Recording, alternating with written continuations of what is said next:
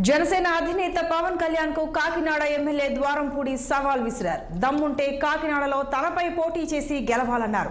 CM Jagan Kakinada పర్యటనపై కొండబాబు విమర్శలు చేయడం హాస్యాస్పదమన్నారు. రాష్ట్రంలో తొలిసారిగా కాకినాడలో ఇండోర్ స్కేటింగ్ రింక్ స్టేడియంను నిర్మించడం జగన్ కే సాధ్యమన్నారు.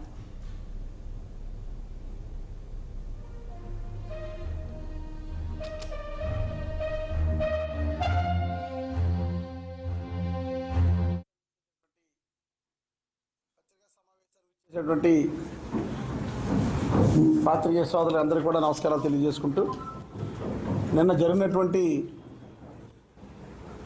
జగన్మోహన్ రెడ్డి గారు ఏదైతే 2,500 రూపాయలు పెన్షన్ 3,000 రూపాయలు పెంచే కార్యక్రమం ఉందో ఆ కార్యక్రమానికి కాకినాడపట్నం రావటం, ప్రజలను ఉద్దేశించి మాట్లాడటం, ఆ కార్యక్రమాన్ని కాకినాడపట్నం ప్రజలందరూ కూడా సక్సెస్ చేయటం, పెద్ద ఎత్తున తరలిరావడం జరిగింది.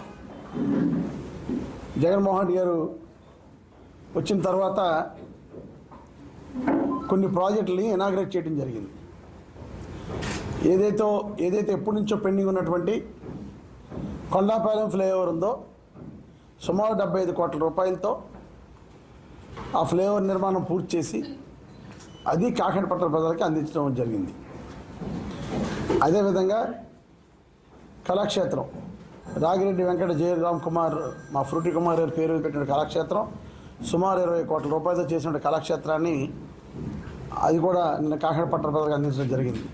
పత్రికా సమావేశానికి ఇచ్చేసినటువంటి పాత్రికేయ సోదరులందరికీ కూడా నమస్కారాలు తెలియజేసుకుంటూ,